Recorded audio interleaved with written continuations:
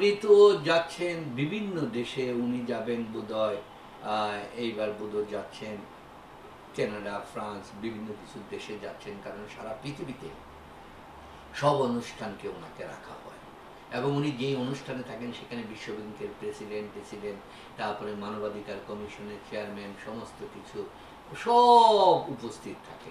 ওনার কাছ থেকে সবাই শুনতে চায়, জানতে চায়। এবং আপনি জানেন যে 64টা বিশ্ববিদ্যালয় তাকে ডক্টরেট দিয়েছে, সারা পৃথিবীর সর্বশ্রেষ্ঠ বিশ্ববিদ্যালয়। ওনার বক্তব্য কিন্তু বিনা পয়সায় ছাত্ররা, লোকজন শুনে না, টিকিট কাটে, $100 থেকে $300 টিকিট কেটে দেওয়া হয়। ওনাকে যে সম্মানই দেওয়া হয় বিল ক্লিন্টনের চাইতে এবং বারাক ওবামার চাইতে কম না, 1 কোটি টাকারও বেশি ওনাকে দেওয়া হয় যাতায়াত খরচ হতো। এই টাকাগুলি এনে উনি ট্রাস্ট করলেন জনগণের জন্য। বললেন ওনার ফ্যামিলির জন্য, শুধু বলছে জীবিতকাল পর্যন্ত করলেন 6%, বললেন তোমাকে ট্যাক্স দিতে হবে। উনি দেওয়ার পরও 15 কোটি টাকা সুপ্রিম কোর্টও আদেশ দিয়ে দিলেন 15 কোটি টাকা। আর ট্যাক্সের যে মামলাগুলি, এই মামলাগুলি 2004 সালেই সমাপ্ত। 2017 সালে আপনার জেনারেল অ্যাকাউন্টেন্ট জেনারেল মাধ্যমে আপনার taxes and accountant, audit and accountant জেনারেলের মাধ্যমে, ইন্টেলিজেন্স টিমের মাধ্যমে 2017 সালে এগুলিকে রিওপেন করলেন। রিওপেন করে যেখানে 5 কোটি টাকা ট্যাক্স দিয়ে দিয়েছেন, সেটিকে করেছে 100 কোটি টাকা, 200 কোটি টাকা। কেন? যে আপনারা জানেন যে ট্যাক্সের মামলা আপিল করতে পারলে 25 কোটি টাকা জমা দিতে হবে। তাই এইখানে তাকে জমা দেওয়ার জন্য নির্দেশ দিচ্ছে কোন কোর্ট, তুমি 50 কোটি টাকা জমা দাও, বলে 100 কোটি টাকা জমা দাও, সমস্ত কোটি। অথচ এগুলি কিন্তু নিষ্পত্তি সম্পন্ন মামলা সমস্ত কিছুতে। তারপরে আপনি দেখেন গ্রামীণ কল্যাণের মামলাটা ওপেন করলো, কিন্তু গ্রামীণ টেলিকমের মামলা ওপেন করলো না। কারণ গ্রামীণ টেলিকম এই যে শেয়ারটা কিনেছে, গ্রামীণ কল্যাণের কাছ থেকে অর্থ নিয়েছে, বলছে আমরা দুইজনে শেয়ার করব। তখন গ্রামীণ কল্যাণ বললো তাহলে তুমি গ্রামীণ টেলিকমেরটা ওপেন করো, তাহলে আমার কাছে যখন এটা 35% আবার একশো দাবি করছো, এটা তো অ্যাট সোর্সে দিয়ে দিচ্ছে গ্রামীণ ফোনে, তাহলে এটা গ্রামীণ টেলিকমের আয়, সেখানে ওপেন করছে না।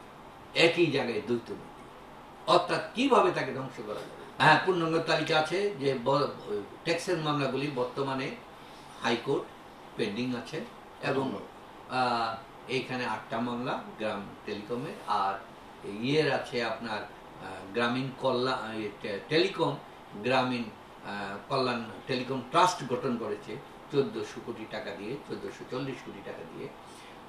সেখানে বলতেছে তোমাকে ট্যাক্স দিতে হবে। সে আমি তো কাজই আরম্ভ করলাম, আমার ইনকাম ট্যাক্স কি? এই যে সমস্ত জিনিসগুলি চাপিয়ে দেওয়া হচ্ছে, এই যে একটা, অর্থাৎ কিভাবে প্রতিষ্ঠানগুলিকে ধ্বংস করা যায়।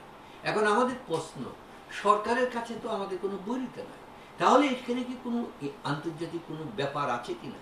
যারা চায় না বাংলাদেশ উন্নত হোক, যারা চায় না ডক্টর ইউনূসের এই নেতৃত্ব সারা পৃথিবীতে স্টাবলিশ হোক, কারণ সমস্ত কিছু এইখানে তো আজকে একটা ধূম্র জালের মধ্যে আছে। জনগণও বিভ্রান্ত, ডক্টর ইউনূস সাহেবও বিভ্রান্ত, কারণ সারা পৃথিবী তো তাকে সম্মান দিচ্ছে, তাকে তো অসম্মান করছে না। তাহলে এর ভিতরে কি কার্যকলাপ, কেন এই কার্যকলাপ? তাকে ব্যবহার করলে আজকে যদি গ্রামীণ ব্যাংকে 2011 সালে তাকে বের করে না দেওয়া হতো, আজকে তো বাংলাদেশের দারিদ্রতা থাকতো না, সমস্ত বিমোচন হয়ে যেত। সারা পৃথিবীর লোক কি তার চাইতে অজ্ঞ? আমাদের চাইতে অজ্ঞ? তারা তাকে গ্রহণ করছে সমস্ত জায়গায়। কমিউনিজম বলেন আর ক্যাপিটালিজম বলেন, সবাই বলতেছে না।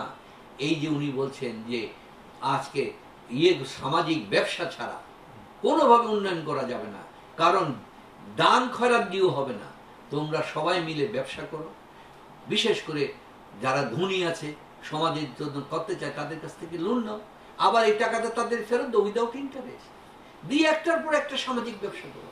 সারা পৃথিবী, উনি বলছে দারিদ্রতাকে আমি মিউজিয়ামে পাঠাবো। যেমনি ভাবে আপনার টেলিফোন, সারা পৃথিবীতে মোবাইল টেলিফোন গ্রামে ডক্টর ইউনূস চালু করেছিলেন, ওই সাইনবোর্ডটা এখন স্কটল্যান্ডে আপনার মিউজিয়ামে লেখা আছে, গ্রামীণ ফোনের সেই মোবাইল ফোন। একটা ব্যক্তি মোবাইল ফোন নিয়ে বাসায় যেত, কথা বলতো। পৃথিবীতে এই ব্যবস্থা কেউ চালু করে না, সমস্ত কিছু হচ্ছে ডক্টর ইউনূসের উদ্ভাবন, ওনার চিন্তা শক্তি। উনি আজকে যে জায়গায় দিয়েছেন, যে একমাত্র পৃথিবীতে যে কমিউনিজম পুঁজিবাদ, উত্তর মেরু, দক্ষিণ মেরু সবাই এক বাক্যে তাকে গ্রহণ করেছে। আপনারা আশঙ্কা কি করছেন, এই দুর্নীতি মামলায় আশঙ্কা কি করছেন? আমরা তো সবসময় আশঙ্কা করছি যে তাকে হেয় প্রতিপন্ন করার জন্য এবং তাকে বিভিন্নভাবে দোষী সাব্যস্ত করার জন্য আইনের বিধানের বহির্ভূতভাবে তাকে জড়ানো হচ্ছে।